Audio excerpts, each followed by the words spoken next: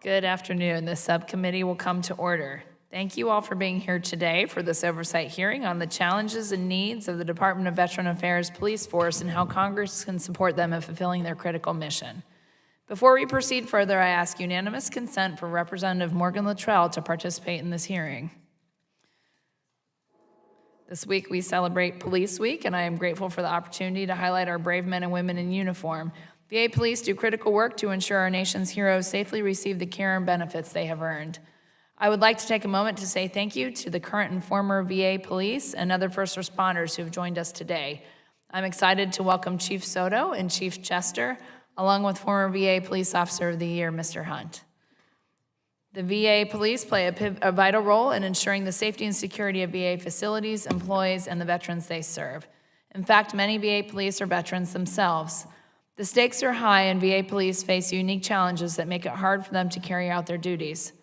VA police are often in dangerous and difficult situations. It's essential they receive the training and support necessary to handle these situations safely and effectively. As Senate Veterans Affairs Ranking Member Moran pointed out in a recent letter, Congress must explore ways to enhance training programs for VA police officers and put the pressure on the VA to provide them with tools and resources needed to protect themselves and others. VA police are often the only individuals equipped to help a veteran who enters the facility with the intent of taking their own life. Suicide prevention training is paramount for all police officers and is required by law, but recent data shows it has not so far been a priority of the department. Another issue facing the VA police is the need for improved coordination and communication with other law enforcement agencies. The VA police, often in emergency situations, work alongside other federal, state, and local law enforcement agencies, and it is crucial that they have effective communication channels in place to coordinate their efforts and respond to emergencies quickly. Today, I hope to learn more about the technologies and best practices that could help reduce these communication challenges. On top of these issues, VA police have constant issues with recruitment. Through the PACT Act, Congress authorized critical skills incentive payments, which can help VA police with staffing shortages due to pay. Congress, however, must continue to work with VA to address staffing shortages and ensure VA police have the resources they need to fulfill their mission. VA police play a vital role in ensuring the safety and security of VA facilities and the veterans they serve. As such, Congress must make sure VA police have the tools they need to carry out their critical mission. Thank you again for being here today. I look forward to hearing from our witnesses on how we can best support the VA police force. With that, I now recognize Ranking Member Mervan for his opening comments.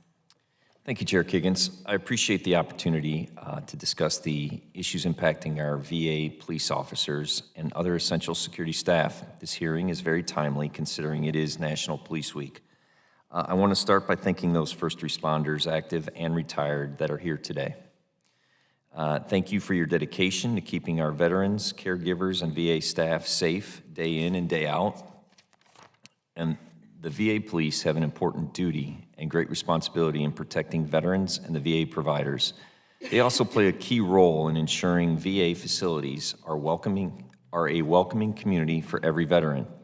A community many belong to themselves. Nearly 90% of VA police are veterans.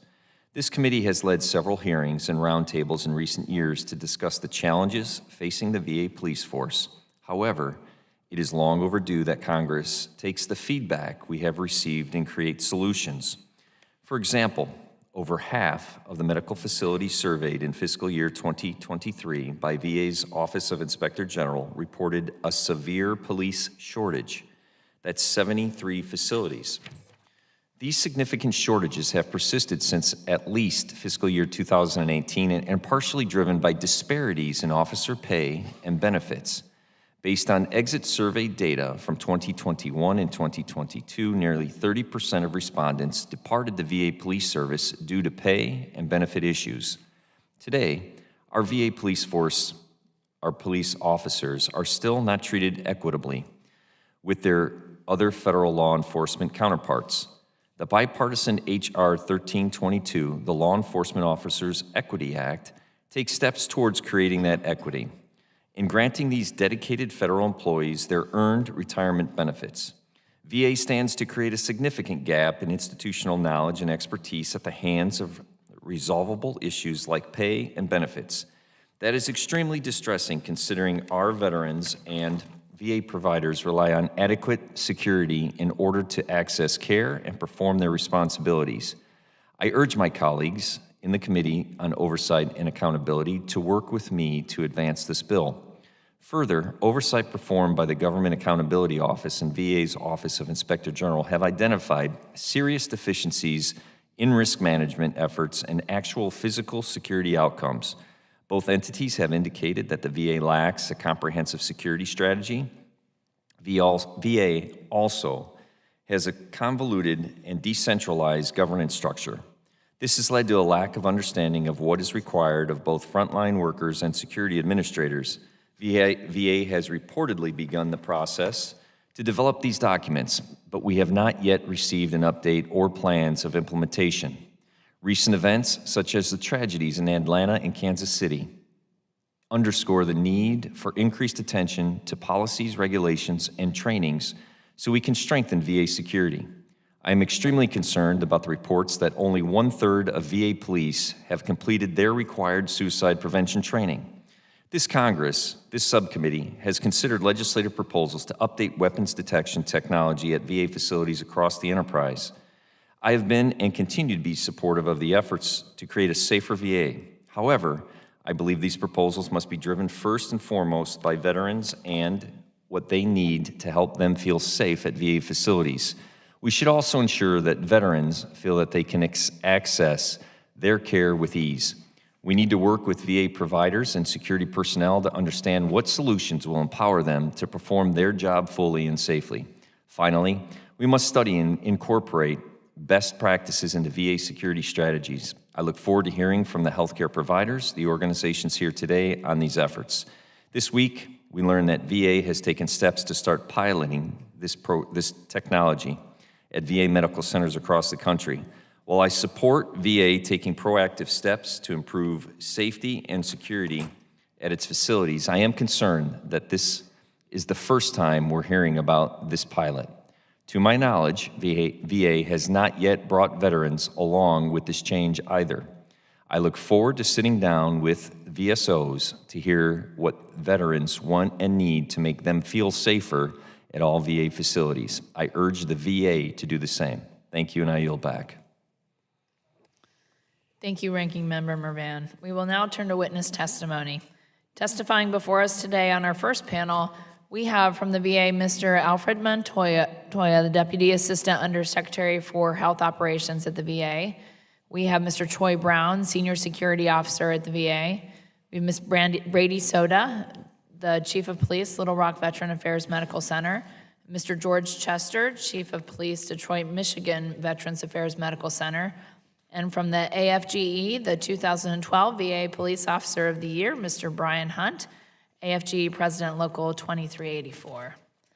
Will the witnesses please stand and raise your right hand? Do you solemnly swear that the testimony you are about to provide is the truth, the whole truth, and nothing but the truth? Thank you. Let the record reflect that the witnesses answered in the affirmative. You may be seated. Mr. Montoya, you are now recognized for 5 minutes to provide your testimony. Chairwoman Kiggins, Ranking Member Mervan, and members of the subcommittee, thank you for this opportunity to join you during National Police Week to discuss the Department of Veterans Affairs, law enforcement, and how Congress can best support VA personnel in their efforts to serve and protect our veterans, employees, and visitors on VA property. Your past support has been imperative in ensuring we accomplish our mission, and we look forward to continuing that close collaboration. I am joined today by Chiefs Troy Brown, VA's Senior Security Officer, Brandy Soto of Little Rock, Arkansas, George Chester of Detroit, Michigan, and I would also like to recognize Chief Troy Covington of Martinsburg, West Virginia, and Major Mark Moran, a physical security specialist, who are seated behind me. The VA police force is crucial in securing VA facilities through specialized law enforcement. Its role is multifaceted, encompassing law enforcement, security, and public safety responsibilities across VA medical centers, regional offices, and other facilities nationwide. Officers Jason Ledbetter and Chief Gene Parker at the Kansas City VA exemplify that role. Without hesitation, they put themselves directly in harm's way to safely disarm a veteran with a loaded pistol. His finger on the trigger, the hammer cocked. Because of their quick action, professionalism, and compassion, they got that veteran to surrender, and he was later admitted to receive the mental health care he needed. Our officers are highly trained to handle various situations from patrols and emergency responses to crisis intervention, while prioritizing the needs of veterans. We strive for open, secure facilities while balancing visitor access, threats, policies, and standards. Adequate security requires planning to protect people, resources, and property, prevent theft, and use aids like security screenings and body cameras. The Federal Law Enforcement Accreditation Board certifies the VA's Law Enforcement Training Center, which offers a variety of courses for students and staff. VA has also partnered with law enforcement agencies and other government organizations, including the National Institutes of Health, the Department of Commerce, the Army, the Navy, and bureaus of prison. Each of our officers is also proudly outfitted with body cameras, which protect the rights and well-beings of veterans and staff members and foster a culture of trust and professionalism within the VA community. By capturing critical incidents and interactions, these cameras provide valuable insights that can inform training, policies, and decision-making processes, ultimately ensuring a safer and more secure environment for all individuals at VA facilities. VA Police faces challenges in recruiting qualified law enforcement candidates due to competition and negative perceptions. To address this, VA has a dedicated recruiting team that uses local initiatives, virtual events, and marketing campaigns to position itself as an employer of choice. Ensuring competitive pay to attract and retain qualified personnel is challenging, as discrepancies between agencies or regions can lead to retention issues. Federal law enforcement follows the General Schedule or GS pay scale, with entry-level officers beginning at grades 5 or 6, and more experienced and supervisory staff at higher grades. Officers can progress through pay steps within their grade and locality pay, and availability pay apply as appropriate. Pay parity and equity are crucial. Regular market analyses and salary surveys can align compensation with industry standards. Fiscal year 22 saw difficulties in recruitment and retention, so the VA developed a shortage occupation blueprint for VA police to maximize incentives and implement referral programs. The number of police officers in VA increased by 7.4% in fiscal year 23 and 5.1% in fiscal year 24. Currently, there are 4,254 officers on the force. The retention efforts in FY24 show a positive trend, with losses being 20% less than in FY23 and 25% less than in FY22. Our informed and intentional retention efforts have directly impacted hundreds of officers' decisions to remain in the VA police force, such as officers Kara Morton, Timothy Statton, Jerome Bell, and Gwendolyn Smith at the Durham VA Medical Center. These extraordinary officers answered the call of a terrified veteran's wife whose husband, a veteran in crisis, had overdosed in their car while sitting in a parking garage. They saved that veteran's life thanks to their compassion and quick action. Their actions exemplified the VA police force's commitment to ensuring a safe and secure environment for veterans, employees, and visitors alike. In closing, VA is firmly committed to enhancing our capabilities through ongoing training, modernization, and resource allocation. The proposed FY25 budget will support these efforts and enable us to attract the best talent, invest in technology, and foster stronger partnerships. Thank you for allowing me to be here today. My team and I look forward to responding to your questions. Thank you, Mr. Montoya. Mr. Hunt, you are now recognized for 5 minutes to provide your testimony. Chairwoman Kiggins, Ranking Member Mervan, and members of the subcommittee. Thank you for inviting AFGE to participate in today's hearing. My name is Brian Hunt, and I serve as the president of AFG Local 2384 at the Lewis A. Johnson VA Medical Center in Clarksburg, West Virginia. I am a U.S. Army combat veteran who proudly served our country during Operation Iraqi Freedom and the global war on terrorism. I am a service-connected veteran who both works and receives my health care at the VA. Additionally, for 12 of my 17 years at the VA, I served as a VA police officer, including being named VA Police Officer of the Year in 2012. On behalf of AFGE and its National Veterans Affairs Council, representing 304,000 VA employees, it is a privilege to testify today. Specifically, I plan to focus my testimony on the approximately 2,500 VA police officers AFGE represents, 90% of whom are veterans themselves. AFG has several recommendations for the subcommittee that can help the VA with recruitment and retention for VA police and help it better serve veterans. The single most effective action that Congress can take to help with the recruitment and retention of the VA police force is to extend law enforcement officer, or LEO, status to VA police. The current definition of a law enforcement officer relied upon in U.S. Code for LEO retirement does not include VA police. In turn, VA police do not receive retirement benefits on par with federal law enforcement officers at other agencies. AFGE strongly supports H.R. 1322, the Law Enforcement Officers Equity Act, which would grant these benefits to VA police. This bipartisan bill currently has 83 co-sponsors, including Chairman Bost, Ranking Member Takano, Ranking Member Mervan, Representative Pappas, and 5 other committee members. Providing full LEO status to VA police would significantly help the VA police with recruitment and retention. Currently, the VA hires new recruits, sends them to the VA Law Enforcement Training Center, and then sees these officers depart the VA for police positions with other agencies that do have these benefits or to state or local departments. Granting full LEO status to VA police will diminish this turnover, help the VA maintain a stronger and better trained police department with higher morale.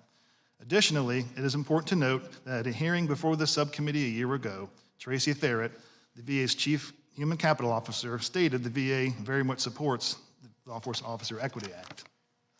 Speaking from my own experience, after serving 12 years with the VA Police, I reluctantly took another position at my VA Medical Center. This position offered higher pay and room for advancement. And to be frank, if the VA Police received LEO benefits, I would not have left my position. I would still be a VA police officer today, protecting my fellow veterans. The VA Police have a mission to protect those who served, and I am proud to have been a part of that mission. The VA needs to recruit and retain a young and viable police force where future officers are not faced with a difficult decision that I had to make for me and my family. I urge members of this committee to co-sponsor H.R. 1322 and support its passage. Next, the VA needs to improve the staffing levels of VA police to address documented severe shortages. To address this, VA has created GS7 senior police officer positions, and AFG urges VA to continue to improve upward mobility. Furthermore, AFG also supports changing statute to allow federal police officers to advance from GS7 to GS9 without a year as a GS8, which is currently required. AFG is also concerned about the broad discretion local facility management has in its police department budget. AFG has heard reports that some directors are intentionally characterizing their facilities in ways that justify having a smaller police force than what is required. We urge the VA to enforce its staffing models consistently. Furthermore, AFG wants to highlight that VA police are funded from the same budgets as other medical center personnel. Medical center directors are forced to choose between hiring medical professionals or police officers. AFG believes the committee and VA should consider a dedicated funding source for VA police to ensure that veterans protection is not a second-tier funding priority. Finally, one of the key strengths of the VA police is the level of training officers must undergo to serve the veteran population, including crisis intervention training. This training is an extremely important and specialized investment that is intended to save lives. However, the high attrition rates of VA police who undergo this training puts an added strain on the VA resources when considering cost of training. This is exemplified by the LETC charging over $14,000 for a VA police officer standard training course taken out of the medical center's budget and does not include the crisis intervention training required by VA Compact Act. AFG urges the committee to study how much VA spends on training, as well as a breakdown of costs for officers who leave shortly after receiving training. Additionally, the VA should calculate how it can save money by providing LEO benefits and improved use of special salary rates and retention bonuses. Improving retention would reduce the need for the VA to repeatedly provide training to new officers who are backfilling positions due to poor retention. AFG looks forward to working with the subcommittee to improve the recruitment, retention, and morale of the VA police. Thank you, and I'm happy to answer any questions you may have. Thank you, Mr. Hunt. We will now move to questions, and I yield myself 5 minutes. Chief Soto, I'm glad to hear there's been a small uptick in VA police officers nationwide. Have the VA's efforts helped with recruitment and retention in Little Rock? Thank you for that question, Madam. So our Recruitment efforts have definitely improved in Little Rock with our efforts to be able to offer the relocation incentives, the recruitment incentives, the benefit of having a CSI option. That definitely improved us as well. We go out and we market and search for those great candidates to be able to come and join our police force. So short answer, yes, ma'am, they have. The retention is a problem when it comes to them being here in Little Rock. We have to offer more of a better benefit to be able to keep them in our ranks as opposed to them jumping to Little Rock Department or North Little Rock Department or a civil or federal agency.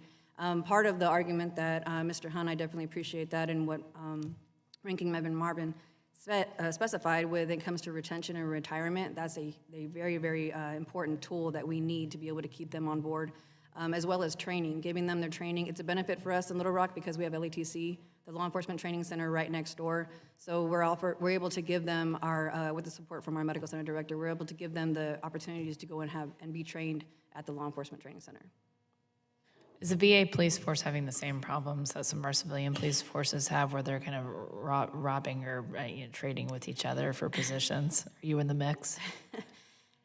Yes, ma'am. We usually say we steal from Peter to pay Paul. We definitely use that analogy. I've lost several good officers to our local civilian law enforcement. I've lost several good officers to the Parks Department, different types of federal agencies, because they are well-trained. They're very experienced. In Little Rock, I have a dual campus, so they're able to get that experience under their belt, and then they get advertised out, and they go and improve their work-life balance in a different agency. We just don't have enough. And Chief Chester, along those same lines, how about in Detroit? What have you been seeing? Yes, ma'am. Thank you. The thing is that we have had a chance to improve our recruitment because of the SSR. So compared to Detroit Police Department that received a raise, we were able to look at our SSR, get an increase in our SSR to retain some of our officers, because prior to that, I did lose some officers to go to other police agencies within our community. Okay, good. And Mr. Hunt, let's see, congrats, first of all, on being honored as the VA Police Officer of the Year. We're happy to have you here. I'm glad you're still working at the VA, but I'm sure the VA Police would have loved to have kept you. And I know you talked a little bit about some of the things that, the reasons you left, and the law enforcement officer's status, and some of the benefits, and perhaps better pay and career growth opportunities for you. But what would you say is the number one reform needed to keep quality police officers like yourself in the police force? Thank you for the question, Congresswoman. I would say the single most are the 6E LEO benefits. We just cannot, the VA can just not compete with other federal agencies. When these officers get on with the VA, they realize that, frankly, they're getting a raw deal because they can go to every federal agency and get these benefits, and they start shopping around. We'll work on that. And then how about Mr. Brown? Before my Senate colleagues engaged you about compliance with the Compact Act and its required suicide prevention training, it's my understanding that a large majority of VA police officers lacked the necessary training. What are you doing to rectify this and make sure they get that important training? Madam Chairwoman, thank you for the question. Recently, we redesigned our training modules for crisis intervention training. We have posted it on a SharePoint, our talent management system, in order for us to better aggregate the data and be able to provide that data. We do believe that our data was low when we initially responded to those questions. However, we had to develop ways to make sure we can collect that data and provide accurate information. So we have a series of different things that are happening where we're requiring the medical center directors and network directors to respond in attestation that they have ensured that that training has been completed. Those responses are due early June, and we have a requirement for all training for not only the 083 police officers, the 4,200 that Mr. Al Montoya quoted, but all 6,000 employees, including the chiefs, the deputy chiefs, and the supervisory ranks. And so we anticipate for that training to be completed before the end of the fiscal year. It requires an interactive exercise with our community law enforcement and our community partners, social work and mental health.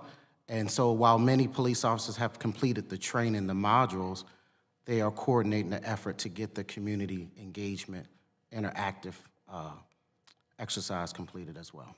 Who actually conducts that training? It will be the police officers, our mental health partners, our social work partners, along with the community partners in the same occupational series or occupation as in law enforcement, mental health, and social work as well. And part of it includes a simulation. Yes, ma'am. Experience, Tabletop okay. simulations, Yeah. coordination, yes, ma'am. Do you feel like the training is effective? Yeah, so the training is in addition to what we're leaning towards in a full effort, which is having each police officer certified in crisis intervention through CIT International. That is a larger accomplishment that we need to work to achieve. Meanwhile, while we're working towards the industry standard of crisis intervention training certification and/or instructors, we have the CIT training modules that we have vetted through CIT International. It includes behavioral health, suicide prevention, deflection training, de-escalation training. Every police officer who attends the Law Enforcement Training Center as a new incumbent has to complete that training. Every police officer will receive that training annually, and we will also push towards the certifications and instructor certifications as well. Good. Thank you very much for that answer. And now I will yield 5 minutes to Ranking Member Mervan. Thank you, Chairwoman. Mr. Montoya, the VA data indicated that the average vacancy rate across the VISN for the Department of Police officer is about 31%. How does that compare to other occupational series across the VA? Yeah, Ranking Member Mervan, thank you for that question. You know, I think when we look at the vacancy rate for our police officers, this is one where it is trending in the right direction. Right now, we're actually seeing that at about 22.1%. As far as how it compares to other occupations, I'll have to take that one back to the record to be able to provide to the committee. One thing, though, that I'm very proud about right now is that this last quarter, our quit rate amongst VA police officers is at about 1.2%. And so I think we're really on track to having that quit rate be less than 6% if we keep along those lines, which last year that quit rate was just about 8%. And then to follow up, what has the VA learned from the exit surveys from departing police officers, and are there any trends in terms of reason why police officers are leaving VA? Yeah, so that's, again, an excellent question. I think, you know, I'll turn back to my previous experience as a medical center director, where I actually met with police officers as they were deciding to leave federal service, really asked them why. Why, you know, with a mission such as the VA, why would you leave? And many times it was based on pay. It was based on opportunities related to pay. For those specific exit survey questions, I would actually like to turn to Chief Brown, who I think could answer that. Yes, sir. Ranking Member Mervin. What we noticed in 2018 when assuming this position as a new role in VA, we realized that we needed to modernize the police force. And in old Marine Corps terminology, we thought that it would be best to tear the current system down to the ground and restart. And so what we created was a modernization effort for each police officer to be able to grow from a GS-5 for the lower level, those who had minimum experience, to a GS-15, as well as having varying pathways in different directions between training, physical security, criminal investigations, and operations, to give them an opportunity to be, to use a path in their experience and what they desire to grow within the organization. And what we're learning is that that created an opportunity for them. People are retained. We are able to send police officers to training outside of Law Enforcement Training Center. We have a new partnership with the Federal Law Enforcement Training Center as well in FLETC. We have a partnership with DOD for our Skill Bridge program, where we go into the military within the 6 months of a military personnel ETS and recruit and retain them into the police department, and we actually send them to a place that they desire to live, and we place them in an area that they want to live in with their family. So it's a transition in military skill bridge program that we're instituting. We're doing many things to be attractive, moving towards 21st century law enforcement. We're building the ecosystem around the troops, having those resources that they desire. We're moving in towards energy weapons. We want to make sure that they understand the decision they have to make before they send a bullet down range, and we want to make sure that we have industry standard training available for the troops and be able to provide those resources for them so they can want to stay and they want to grow within the VA system. Mr. Hunt, thank you for sharing your experience with the committee, and thank you for your service to the VA. We greatly appreciate you being here today. Can you share again why you decided to leave the VA police force? Thank you for the question, Congressman. Yes, basically, I was taking stock of my career. I'd been at the VA for 12 years. I enjoyed being a VA police officer. It is, we've all stated, it's an honorable mission. But as I was taking into account the type of job, the things, the requirements, what you're putting, the nature of the work, and you realize that your pay and benefits are the same as the other employees, and outside at that time outside the VA police, there was a more opportunity for advancement to move up in your career. That opportunity wasn't there, and I made the decision that based on that to move on. I didn't want to leave the VA. As a veteran, I love working at the VA and serving veterans, so I tried to stay within the VA, but I had to move out of the police service in order to advance my career. If I could, the H.R. 1322, the Law Enforcement Officers Equity Act, which I am proud to be a co-sponsor, expands the definition of federal law enforcement officer to include VA police officers. This would finally correct the inequity between the VA and the federal law enforcement personnel with their retirement benefits. Can you speak to how this legislation may help the retention of the VA police officers? Yes, thank you for the question, Congressman. Yes, as I stated earlier, we bring high-quality officers on. We put them through this excellent training. The new officers, sometimes they don't know these 60 benefits exist or maybe new to the federal police force.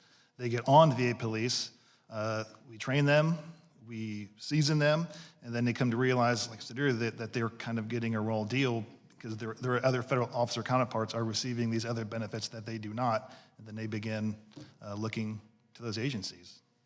Thank you very much. With that, I yield back. Thank you. The chair now yields 5 minutes to General Bergman. Thank you, Madam Chairwoman, and a perfect week, since it's National Police Week, to have all of you in here. And I know there must be at least one Marine in the crowd, because you referenced the Marine Corps. And how many military? All Marines? Navy? Army? Air Force? All right. No space cadets in there yet, right? Oh, Space Guardians, I'm sorry. All right, well, thanks to all of you and your understanding of security beyond the level of what you're doing now, because you got some good training in your respective services, and, the responsibility for 400,000 VA employees and roughly 7 million annual patients.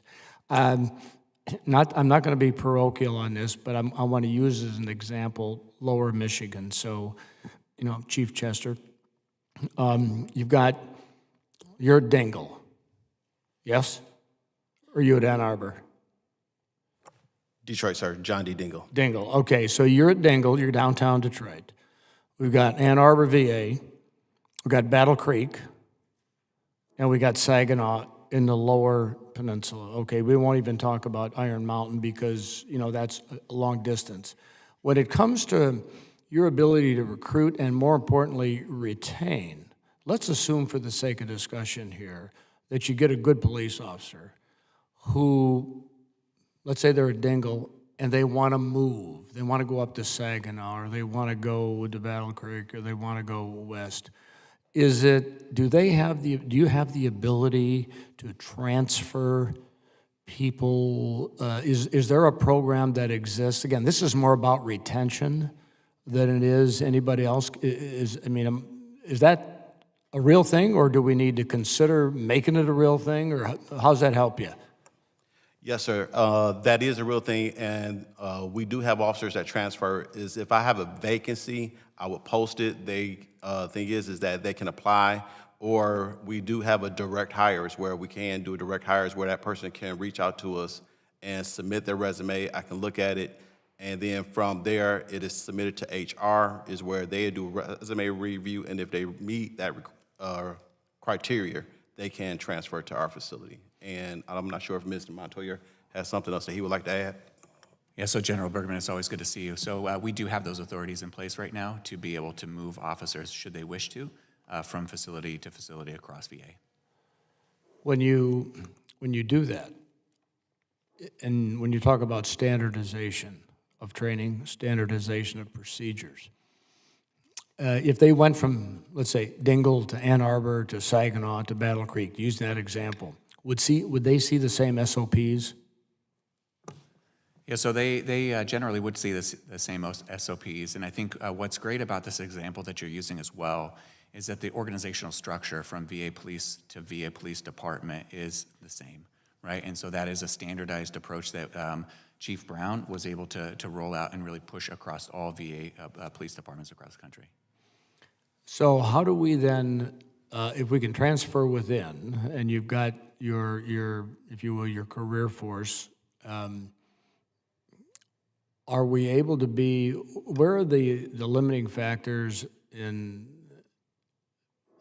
VA police force being competitive when, let's say, Detroit Police or Ann Arbor Police or, Saginaw Police or Battle Creek Police to, keep going down that road?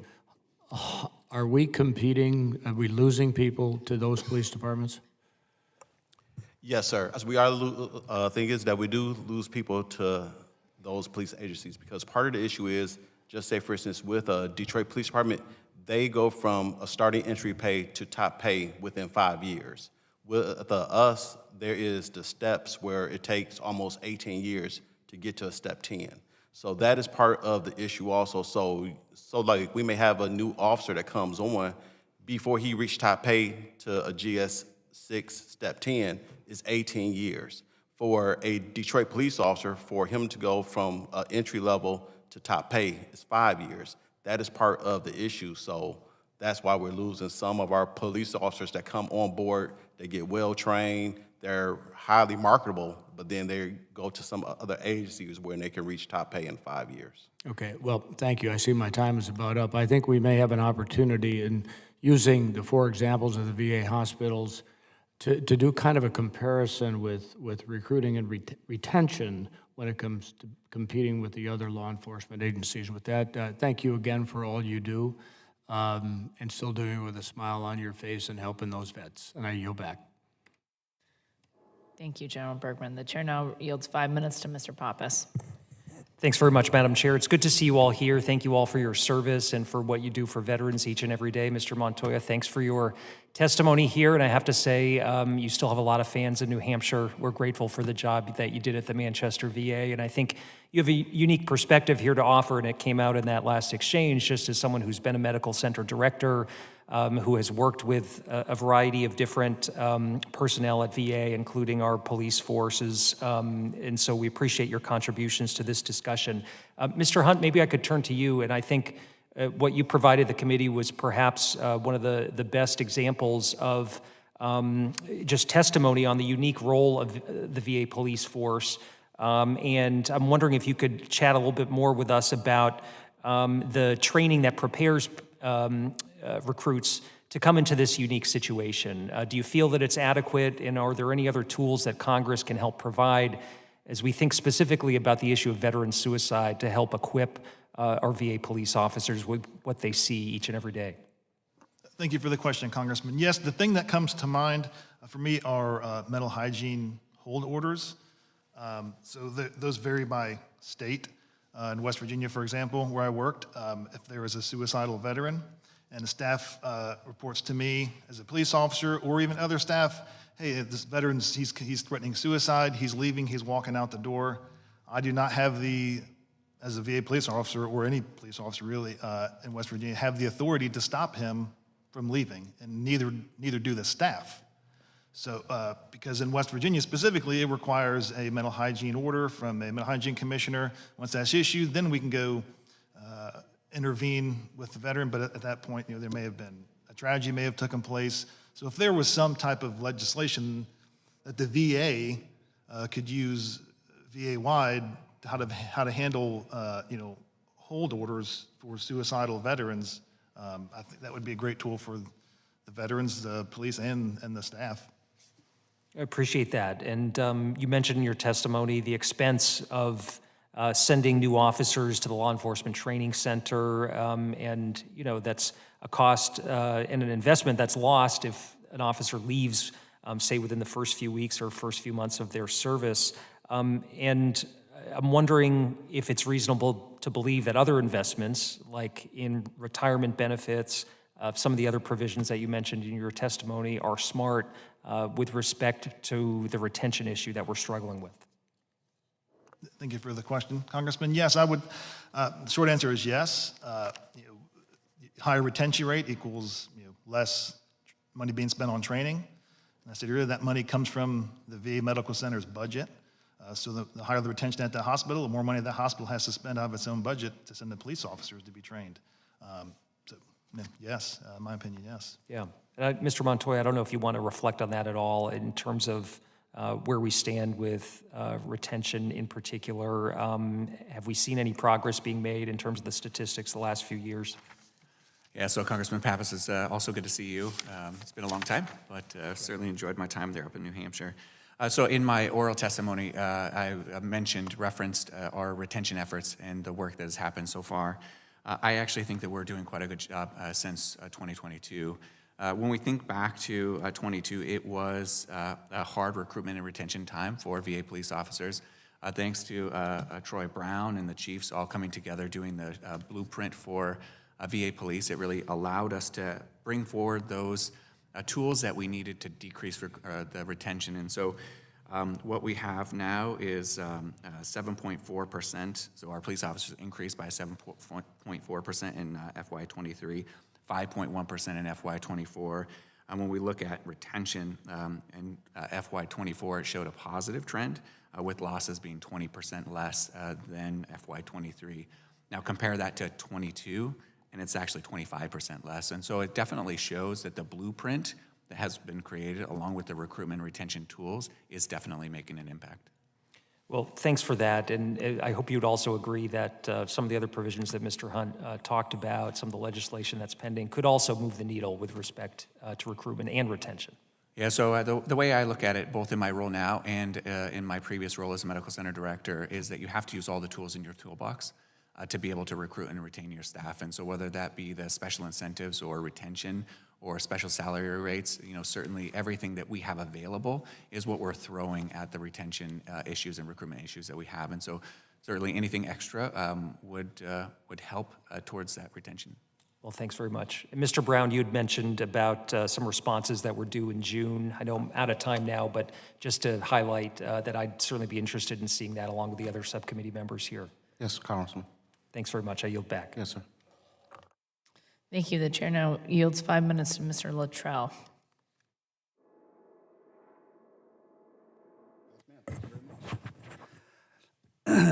Mr. Chester, Ms. Soto, chiefs of police at your medical facilities, you're the senior officers at those places, correct? Who is your touch point when you go up into the organization at Veterans Affairs? Would that be Mr. Brown? We go through our business chiefs, and it ultimately goes to Mr. Brown. Mr. Brown, you're the ultimate touch point in Veterans Affairs? Yes, sir. Do you communicate down and inside the organizations at every single VA facility across the country? Yes, sir, absolutely.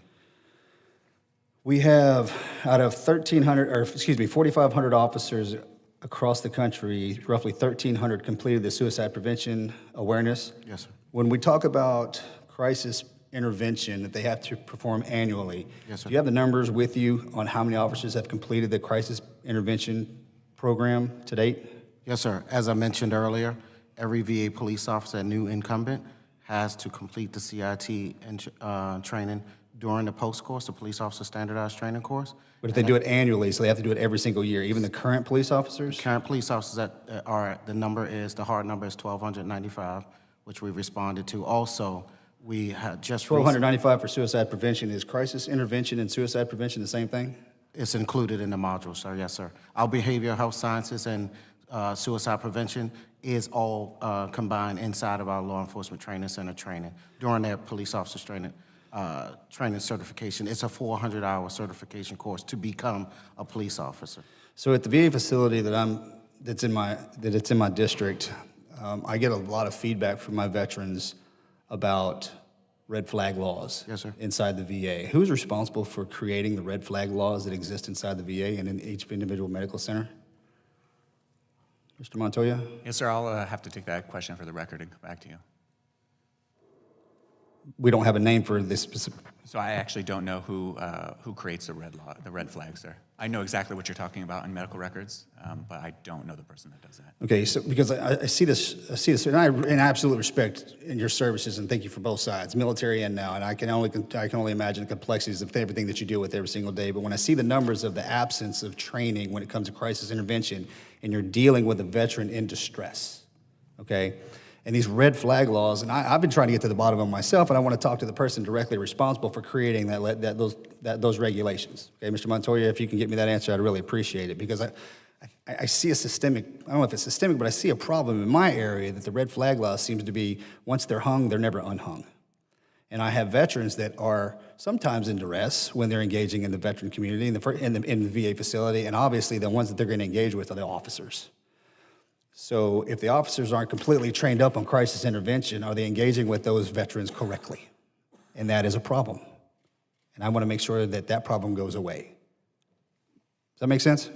Yeah, so it totally makes sense, sir, and we certainly will come back to you with the information you request. I would love to have the answer next week if you don't mind. I will Because I can try. assure I will you, when try I my go hardest. home, every time I go home, I can promise you I have some wonderful individuals in my district that make sure that this is the one thing that I'm engaging with as a member of the Veterans Affairs Committee.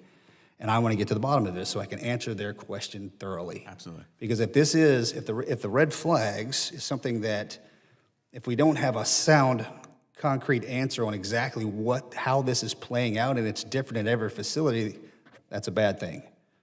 Okay? Yeah, so I will tell you, I'm going to put on my hat as a former medical center director, and so I do recall, actually, at all the medical centers that I was at, that there was a disruptive behavior committee. All of the instances that come up from a veteran that may have a potential flag or does have a flag goes through that DBC, is what it's called, that has clinicians on it, providers on that, and they make that decision based on all of the information that they have in that veteran's. And a single red flag can last 2 years, correct? It actually can be removed from the record, and it just, the process to be able to do that is to go back through that disruptive behavior committee to be able to have them look at it again to make sure that there's not a threat. Okay. Madam Chair, I yield back. Thank you. Thank you, Mr. Luttrell. The chair now recognizes Mr. Rosendale for 5 minutes. Thank you very much, Madam Chair, and thank you all for coming in today. Really do appreciate it. I'm proud to support law enforcement and believe that the VA law enforcement plays an essential role in ensuring the security of veterans and the VA facilities. We've seen a troubling increase in crime at VA facilities despite the number of veterans frequenting VA facilities having gone down due to telehealth and care in the community. Policing is a hard job that requires courage, strength, and grit. And I have seen firsthand the important work that police officers in Montana and across the country do to make our community safer. Additionally, we must ensure that police officers' Second Amendment rights are not being infringed upon when they receive health care at the VA facilities. I'm working on legislation that would bolster the Second Amendment rights of all citizens at the VA, whether they be private citizens or law enforcement, as a direct result of requests from patients that are currently attending there.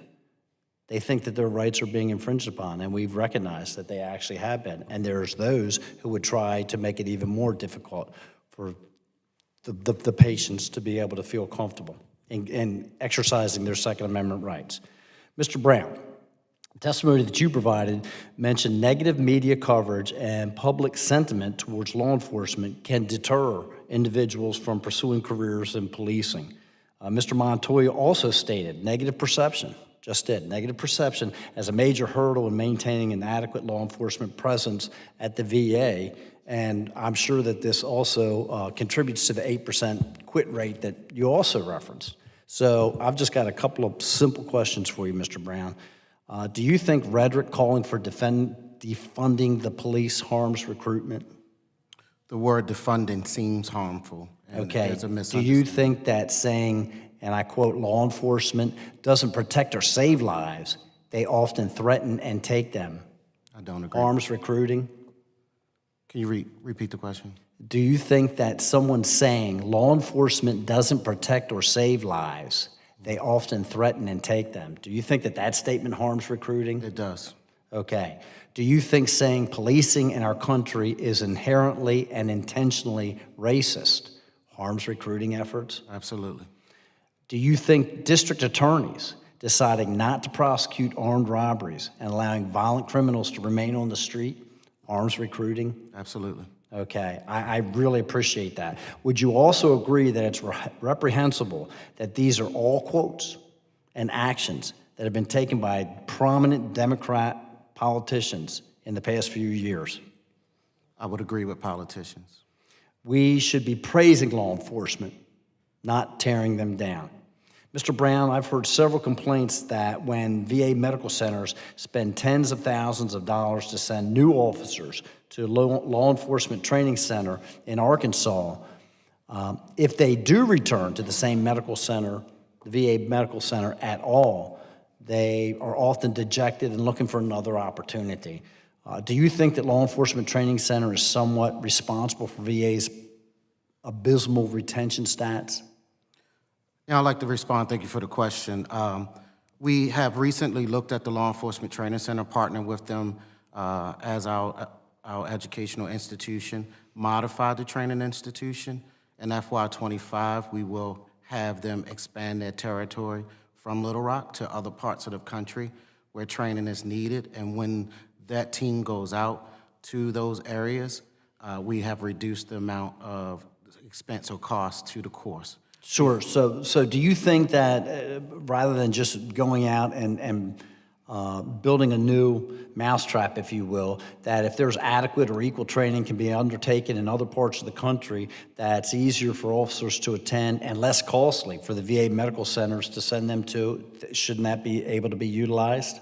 Yes, sir. We're on our second pilot as we stand today. In Orlando, the second group of police officers in this pilot will graduate June the 5th. Good deal. Thank you very much for your answers. And again, thank the committee very much for the panel for coming in today. And I yield back, Madam Chair. Thank you, Mr. Rosendale, and thank you so much again to our first panel of witnesses for coming today. I appreciate the candor in your testimony and your willingness to participate. And I just, again, a very happy National Police Week to all of you. Thank you so much for your service, not only in the military, but to our veterans. We really appreciate you all being here and taking the time to travel. I call the committee to a 2-minute recess, and we'll prepare for our second panel.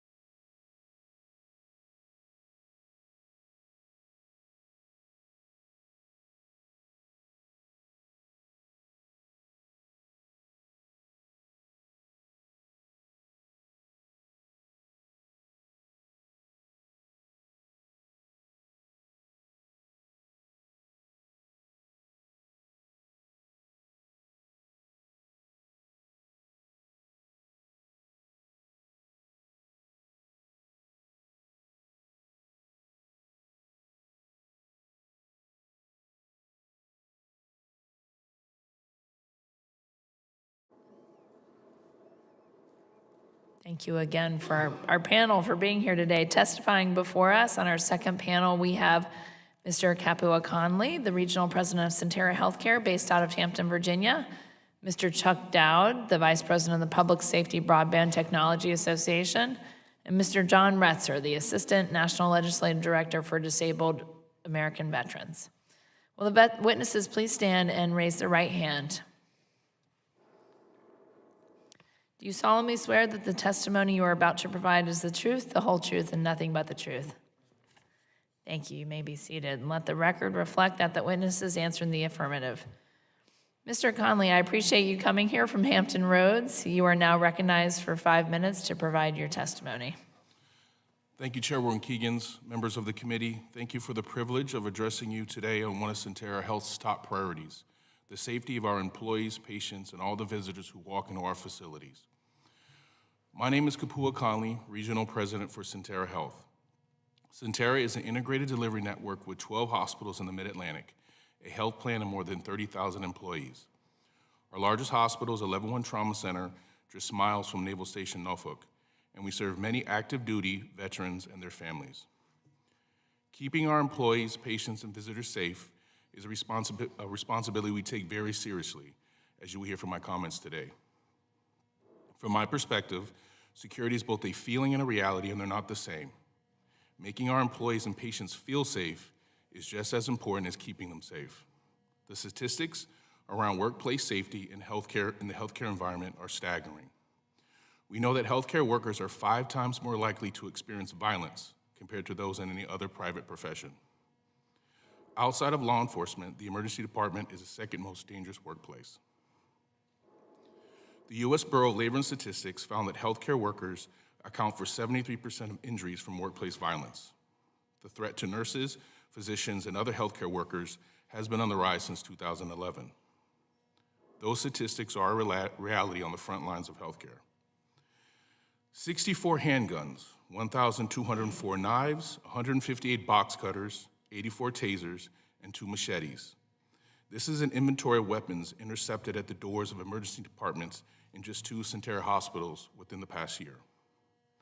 In total, security personnel have prevented nearly 2,484 weapons from entering Centera Norfolk General and Centera Virginia Beach General Hospitals during that time. Our security team seeks to first prevent and deter violence within our facilities. Second, we seek to protect our employees, patients, and visitors from harm or injury should a violent incident occur. To prevent and deter violence, Centera has implemented sophisticated state-of-the-art concealed weapon detection systems. Over the next 2 years, every hospital will have the system in place. When our CEO, Dennis Mathis, sat down with some of our frontline employees to discuss this initiative, he was concerned about pushback, as hospitals are havens of healing. One nurse reminded Dennis that our children walk through metal detectors every day going to school. This is now our new norm. In addition, Centera has implemented a visitor management system. This allows us to know who is entering our facility and whether they are authorized to do so, reducing criminal acts and workplace violence. Also, in addition to the thousands of cameras located throughout our hospitals, we have personal duress alarms and a new emergency notification system to better communicate with our teams and take proactive action. All frontline employees are trained on de-escalation, and Centera has implemented cutting-edge active shooter training, including full-scale active shooter drill involving all our emergency services community partners. To ensure the highest level of safety, Centera recognizes the need to be proactive and not reactive. Each and every member of our team is critical to the safety of all. This responsibility to keep each other safe is ingrained in our culture and built into our daily protocols, training, and technology. Every nurse has a capability and responsibility to flag patient medical records for individuals who exhibit threatening behavior. Our support staff follow the buddy system when serving these patients. Security patrols keep a close watch on units with potentially violent patients, and they make sure the flags on our electronic medical records match signage on the units. Patient flags are evaluated every 12 hours and removed if a patient is no longer a threat. Multidisciplinary core threat assessment teams in each division review all workplace violent incidences, ensure use of flags, analyze trends and root causes, and recommend additional training and protocols to maximize safety. These teams rally on short notice when there is an urgent need for a coordinated and decisive response to potential threats. Our in-house security professionals are essential to our strategic approach to safety. Centera is training an elite team of security officers to receive certification by the Virginia Department of Criminal Justice Services, and we are implementing video magistrate rooms that permit police and staff to directly link with the magistrate to provide evidence and swear out arrest warrants in real time for a criminal event that has or may occur. In conclusion, a year-over-year review has showed that we have dramatically decreased workplace violence by 19%. This proves that a comprehensive strategic approach towards safety can positively impact the well-being of our employees and our patients that we serve. Again, security is both a feeling and a reality, and they're not the same. This needs to be taken in consideration when we're looking at our own veterans' medical facilities. Centera stands ready to collaborate and to partner with the VA system on how to best assess, support, and implement best practices in safety and security in these facilities. We have made an investment in safety which has returns beyond a dollar amount. I hope the VA system will do the same. I'm happy to take any questions at the appropriate time. Thank you, Mr. Conley. Mr. Dowd, you are now recognized for 5 minutes to provide your testimony. Thank you, Madam Chair, Ranking Member. I'm Chuck Dowd. I'm a retired assistant chief from the New York City Police Department. I did 34 and a half years there, the last 12 and a half years as I ran the New York City 911 system and all things communications.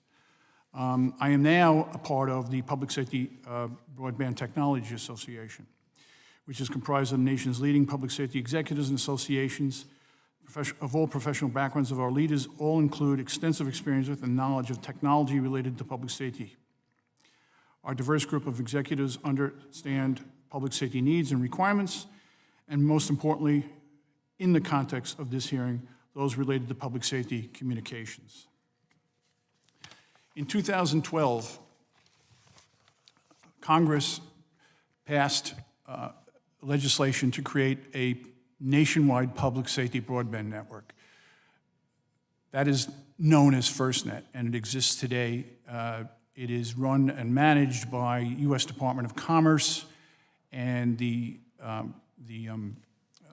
FirstNet Authority, which exists inside Commerce. It has been a tremendous success in my view. They have close to 6 million members of public safety utilizing the network today, and 26,000 public safety organizations. Modern technology for communications today, one of the difficulties that we were experiencing during September 11th and those kinds of events was the simple fact that we couldn't communicate with each other. Interoperability was always problematic. We operated kind of in geographic bubbles where we could interoperate. But ultimately, when you went beyond that bubble, there was no capability of communications. It's been well documented the difficulties during September 11th between the police department and the fire department unable to communicate with each other. FirstNet, in my view, solves that problem. The Public Safety Broadband Association exists to help support all public safety organizations in utilizing the technology that's been developed that can be run through that FirstNet network that's a nationwide network. And when it comes to the VA, I understand they are using FirstNet, but I also believe that it is a capability that can be further used because there are so many capabilities, so many applications that can be used on FirstNet that could be used towards making communications for the VA far more successful than they even are today. I know that in our experience in New York City, a very complex communications environment for public safety, dozens of public safety agencies, either state, federal, or local, functioning inside the city of New York or operating inside New York. We were of the position and always allowed for those agencies to operate on our frequencies as long as they followed a few simple guidelines. And that's something that could be replicated every place else. If the VA police are struggling with communications with their public safety partners locally, That's something that the Public Safety Broadband Technology Association can help with. One of the things that needs to happen in order for that to be successful and critical, and this was missing on September 11th, is incident management protocols. You can have all the technology you want, but if public safety organizations are not working together, not setting up protocols, not drilling together, not doing tabletop exercises together, when there's an emergency, you can't start that there. That has to happen before. And that was one of the lessons learned out of the September 11th attacks. Again, the Public Safety Broadband Network organization can help with that. One of the things that we could do, for example, is we could introduce the VA police and other federal police agencies into the International Association of Chief of Police committees. There are a number of committees that they could work with. And so that would, like the Technology and Communications Committee inside them, where they could be on that committee and share and understand the common problems that affect public safety communications on a much more broad scale. I'm going to stop there. Happy to answer any questions you have. Again, I thank you for the opportunity to speak today. Thank you very much, Mr. Dowd, for your testimony and technology you advocate for our police officers nationwide, including in my district. Mr. Retzer, you are recognized now for 5 minutes to provide your testimony. Thank you, Chairwoman Kiggins, Ranking Members Mervan, and members of the subcommittee. DAV is pleased to offer our perspectives on the VA police force and security issues. First, DAV would like to express our deep gratitude to the VA police and security support teams for their unwavering dedication in serving and protecting our veteran community. VA police officers are responsible for deterring, stopping, and investigating crimes, and maintaining order within VBA, VHA, and NCA, with a total workforce of over 471,000 employees who provide services and care to millions of veterans a year. The VA healthcare system is encompassed of 172 VA medical centers and 1,138 community-based outpatient sites of care. Unfortunately, a community this large comes with security and safety issues.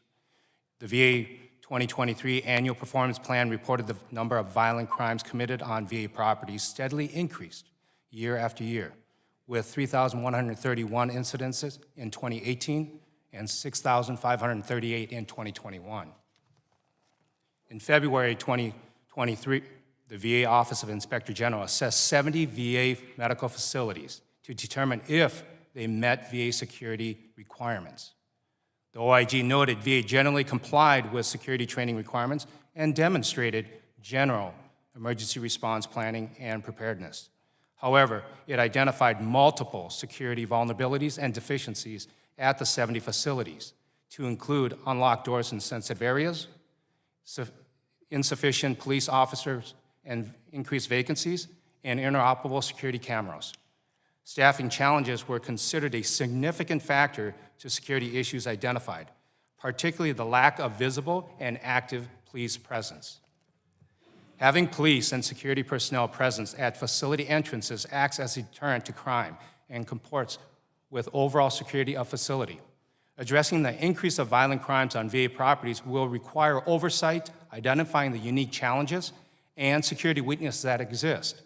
It involves emphasizing training and implementing processes and procedures and protocols to address the privacy and safety of all veterans, with a special emphasis on our women veterans who use VA for services. It is important that we prioritize equipping VA police with quality and functional equipment to mitigate potential needs and threats. Madam Chair, Congress should pass legislation to ensure that VA police force has adequate staffing, resources, and training to meet the special needs of each VA facility and its respective locations. Security and safety should be standardized, tailored, and measured. VA needs to prioritize facilities or areas with higher incidents or violence or security breaches. Madam Chair, DAV is pleased to support H.R. 3504, the VA Medical Security Report Act. This legislation would require VA to conduct an annual survey on security at each VA medical facilities. This bill would also require the Secretary to provide an action plan describing how the department would address any identified security weaknesses. Another security bill referred to the subcommittee for consideration is H.R. 7765, the VA Security Screening Pilot Program Act. This legislation aims to implement a pilot program for a weapon screening technology at VA medical centers. We understand that VA is currently piloting a similar program at a few facilities. We certainly appreciate the intent of this legislation and the goal to continue safeguarding veterans, employees, visitors, and VA's properties. Finally, security challenges at VA facilities should be done in a manner that avoids creating unnecessary barriers to care for veterans, especially aging and service-disabled veterans, who are more likely to have medical devices, prosthetics, assisted equipment, and even service dogs. As such, it is critically important to mandate robust consultation with veterans and veteran service organizations before finalizing any changes to security protocols at VA healthcare facilities. Veterans understand the importance of security from our times in the armed forces in conducting and sustaining operations for this nation. It's only fitting that our nation, in return, provides the injured and ill veterans secure sanctuary for internal and external threats when seeking health care at VA facilities. In closing, we appreciate the subcommittee's attention to the issue of security and urge continued oversight to address identified areas needing improvement. Chairwoman Keegans, this concludes my testimony. I am pleased to answer questions you or members of the committee may have. Thank you very much, Mr. Retzer. I now yield as much time as I may consume for my questions. Let's see. So, Mr. Connolly, we'll start with you. Thank you so much again for making the trip from Hampton Roads. I know that the drive is long. I appreciate you being here. And thank you for serving patients, including veterans from Virginia's 2nd District. My district chief of staff recently had twins at one of your Centera facilities, and he certainly appreciated the great care and support he received. I know that Centera makes a great effort to keep its patients and staff safe. And I know that we have championed legislation, especially to look out for our healthcare workers. We know that not just nurses, and as a nurse practitioner, it's a privilege to advocate for them, but all of our healthcare professionals and staff, we know are at risk, and we are well aware of some of those statistics. Thank you for reminding us that they put their lives on the line too, just being in that environment of the emergency room, dealing with patients in crisis. So I appreciate all the work you do to keep them safe. We'll continue to do our part as well. But can you talk a little bit about what some of the advantages are to having your own in-house security team as opposed to a contracted service like other facilities have? Yeah, I think for us, it's the command and control and developing strategies that are unique to your specific facilities without having layers upon layers and contracts upon contracts. I think for us, it makes complete sense to be able to have those resources in-house, to be able to pipeline develop them without the barriers of going through a third party, right? I think from a strategic perspective, being able to groom your own employees to protect the staff and the communities that you serve. And I think also it is just, and just from an economic standpoint, it is more economic. And are you fully staffed as far as workforce challenges? Do you have the security staff that you need? Yeah, I think, obviously that kind of waxes and wanes a little bit. I think our average vacancy is a little less than 10%, but that is a marked improvement. So we've seen over the last 24 months intentional recruitment effort to bring in more security staff.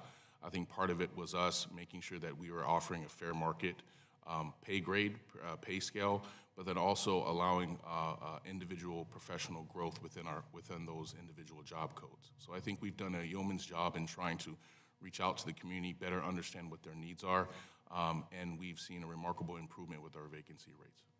And does your security team do any training with our local law enforcement or use any of those facilities? We just had some federal money go to Creed's training facility. Yeah, and I will tell you one thing that is, and I appreciate with all the security agencies within Hampton Roads, and I think it's fairly consistent across the country.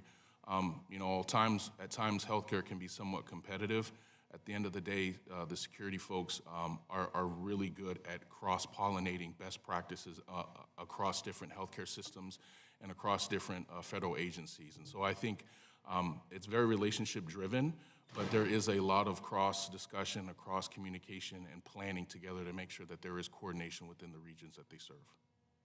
And then is the security team the people that you call when you have a person who is having a mental health crisis? And we frequently have talked in our spaces just about the utilization of law enforcement officers to wait with these patients while they're waiting for placement. We know that wait time can be significant, sometimes even a day, up to 24 hours or more, and that we are utilizing a lot of times law enforcement officers, and then taking them out of their role where they might be needed for security. So who's providing that type of security for those patients in crisis? Yeah, I think depending on the response, the initial response might be security individuals, but as that assessment comes down to maybe that individual's having a health crisis, we will transition that over to a clinician or someone that is trained to sit with that individual so we don't occupy security forces 24/7 on one individual.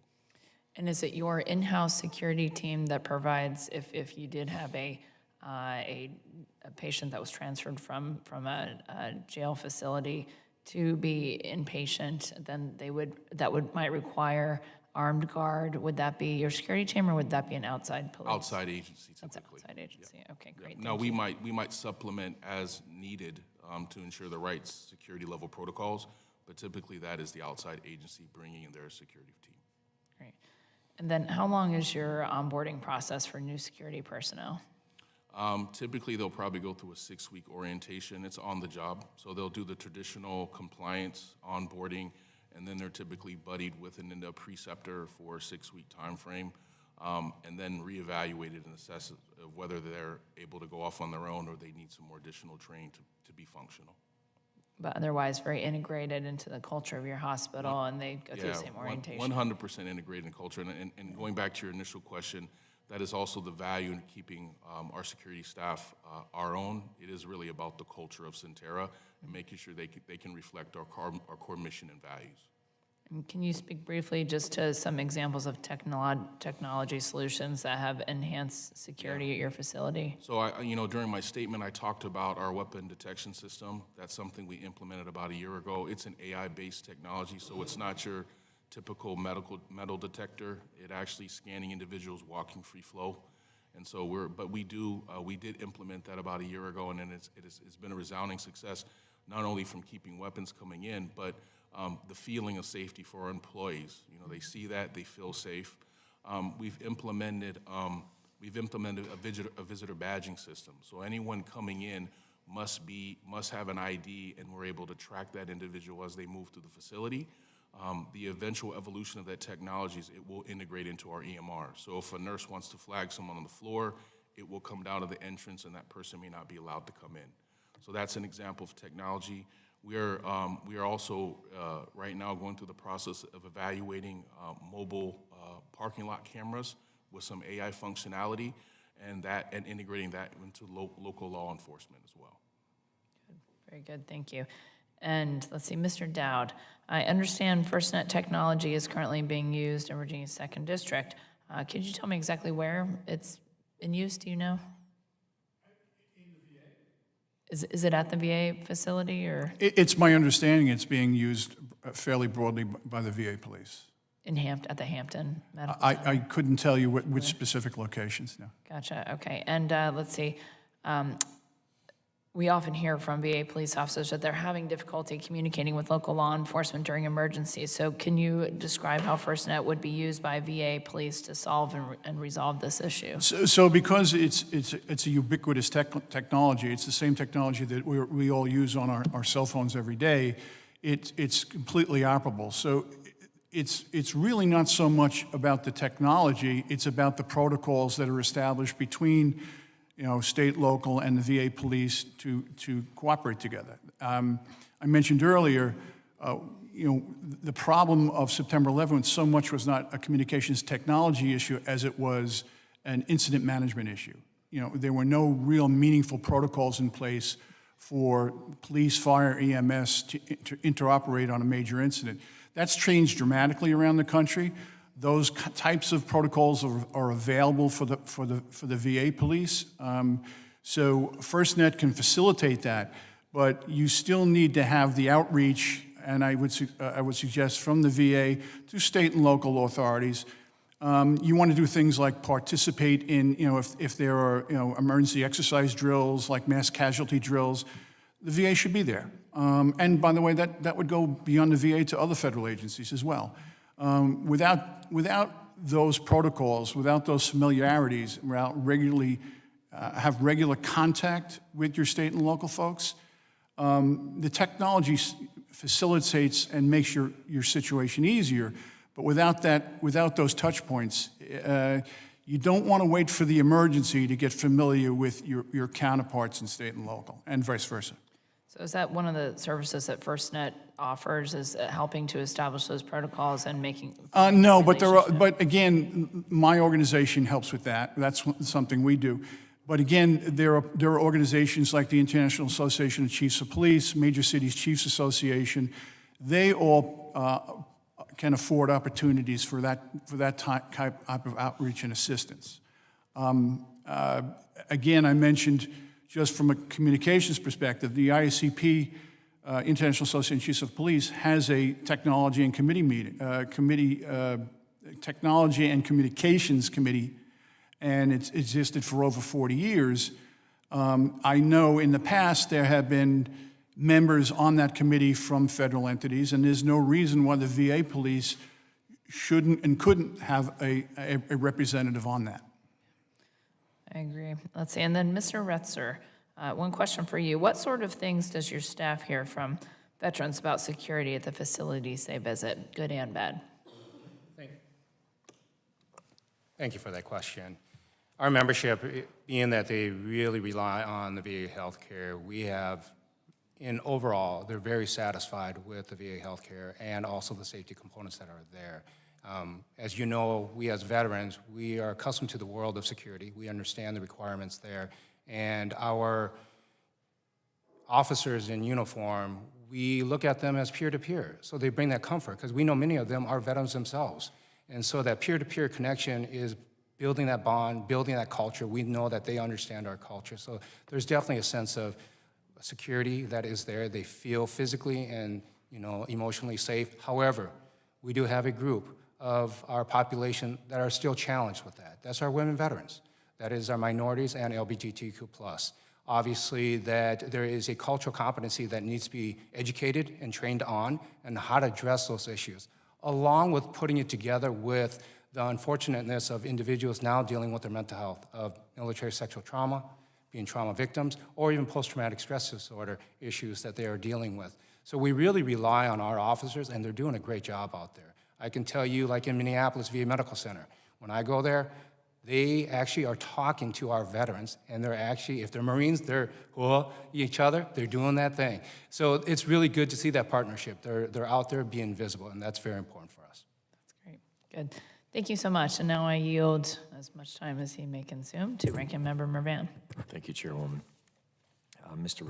Retzer, as you know from too many heartbreaking stories, veterans often visit VA facilities when they are in physical and emotional distress. As we heard from Mr. Hunt in the first panel, VA police officers are often asked to perform a wide range of duties, many of which may be untraditional for police officers. From your view, what role do VA police play in veterans receiving care? Like I was sharing with Madam Chair, it was that they are our peer-to-peer. They're there to cover our six. And it's really good to know, because they are veterans, and when I say cover our six, we really feel that way, because of the fact is we no longer have to do what we were in military, suck it up and drive on. So it gives us a chance to go and take care of ourselves while we know we have those who are trained well to take care of us. Okay. Why is it so important for the perspective of veterans and veteran service organizations to be central in any proposed changes in security at the VA facilities? And I think one of the most important things is veterans and veteran service organizations. We're extremely proud of the work that the Department of Veterans Affairs does. We rely on them for a multitude of things, from benefit services and healthcare services. And what we see is that we appreciate the Veterans Affairs being transparent. It's so important that they can be transparent with us so we can share the concerns of our health issues that may have impact with screening measures or personal measures. One of the things is, when our population is going to VA care, we have hundreds of thousands every day going to get care. And when they're going through the screening process, that's not a concern for them. but it's the way it's done. We want to make sure that they're not creating barriers, because many of our veterans with their injuries and illnesses have barriers with different types of prosthetics, medical devices that come with them, even pacemakers. Certain devices are not good for them to go through. So the screening process will create, lengthy wait times to get into the building, and it can also raise anxieties for those who already have mental health issues. So that's a perspective that we would like to be able to share, and veterans should be able to share that, to talk about what that feels like if these processes and procedures were put into place. For example, our metal detection machines, scooters and wheelchairs typically are not equipped properly for them to be able to go through the detection without them having some type of complication. And there is not always an ability for someone who has a loss of use of their lower extremity to get out of that vehicle that they're using to get in. So there has to be very thoughtful processes on how to mitigate and to help that system through. Okay. And as we've heard today, VA has begun piloting weapons detection technology at the VAMCs across the country. Have you heard anything from your membership regarding this pilot? No, we have not heard anything directly with that. Okay. And following up, veteran suicide is top priority for the committee, and I know an issue that DAV also takes very seriously. My colleagues have brought up the recent report between 2023 and March of 2024.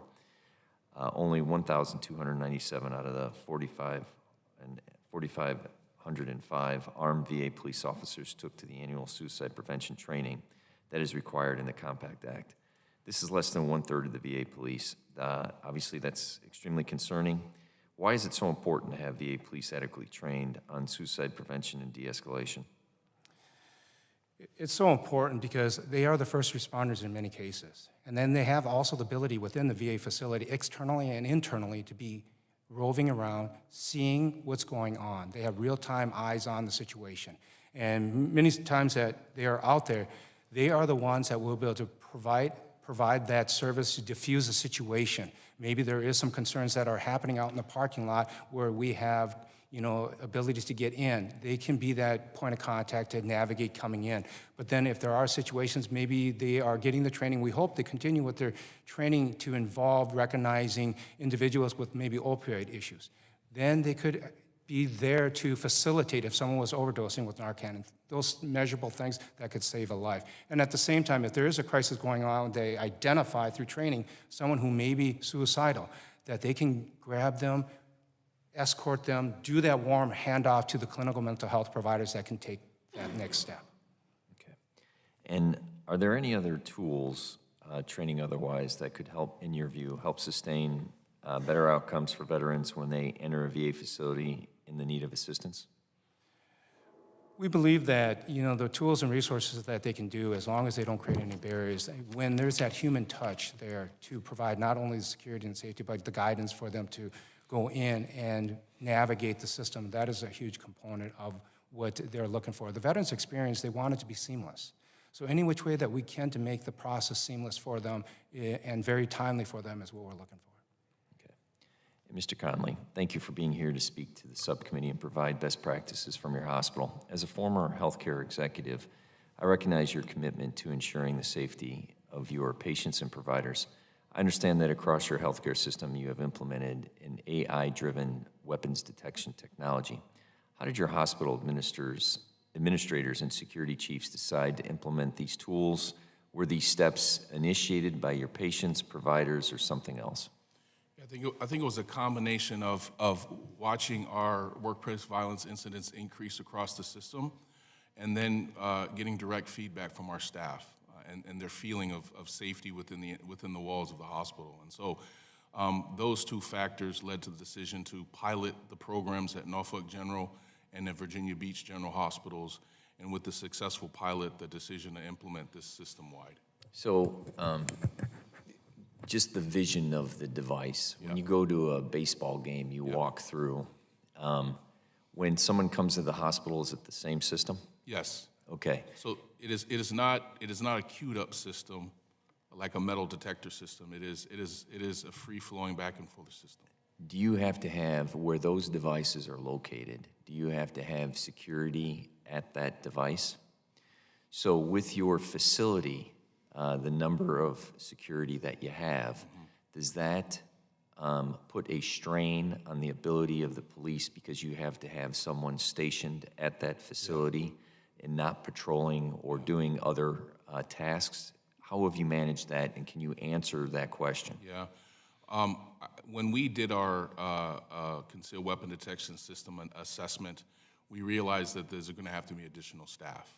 And so we didn't want to take from our current staff that are rounding in the hospital and stationed in the ED.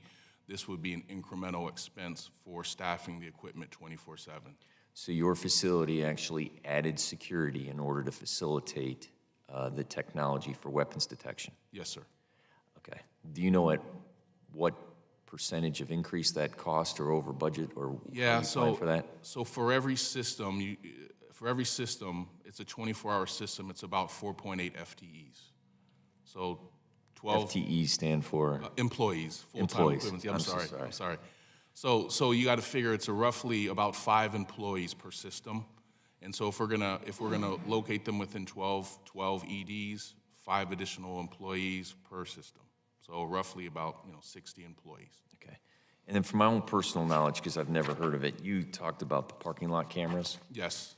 and their AI functionality. Yes. Examples of cameras with AI functionality. So so the functionality, and we haven't fully implemented it, but it allows not only to put eyes on the parking lot, but also scan plates, has the ability to do facial recognition. And so, we right now using it really as a visual deterrent, but the capabilities to connect into local law enforcement does allow them to kind of extend their reach into the communities that may not be patrolling at that time. Okay. And Mr. Dowd, if I can ask a quick question. You talked about the capabilities that your associations offer up when it comes to broadband and trying to get... So again, the technologies that have been developed over the last 5 or 6 years in response to the development of the nationwide public safety broadband network, there are now hundreds of devices in all kinds of functions, whether it's radiation detection, whether it's identifying suspicious packages. I just wanted to kind of focus on communications. Okay. And my question would be, through your expertise, Right. You had mentioned the advantage of processes and procedures in place when it comes to the VA and the federal agency and local law enforcement and state law. Right. Do you have statistics of VAs that participate and VAs that don't participate? I do not have those statistics, no. Okay. And I guess in your expertise, other than tabletop exercises and encouraging that, what are ways that you think you can draw in those agencies to make sure that they're participating in those and tearing down the silos in order to be able to communicate? And so again, through the associations that exist in law enforcement, like the International Association of Police, in outreach or from either side, from the federal side or from the state and local side, you can create those relationships. Without those relationships, again, it's a struggle when there's an incident. And so while the technology is there and all these different technology capabilities exist, without that outreach and without that first step to interact or to work together in incident management protocols, it's going to be difficult when something happens. Okay. With that, Chairwoman, I yield back. Thank you. Thank you, Ranking Member Mervan. Do you have any closing remarks? You got them all out. Okay. Thank you. And I just wanted to thank our panelists again for making the trip and for taking time from both the first panel and the second panel for being with us today and during National Police Week. And I know that speaking for the rest of the subcommittee, we are definitely committed to improving security at the VA and working with all of you. So thank you so much again for being here today. I ask unanimous consent that all members shall have 5 legislative days in which to revise and extend their remarks and include any extraneous material. Hearing no objection, so ordered. This hearing is now adjourned.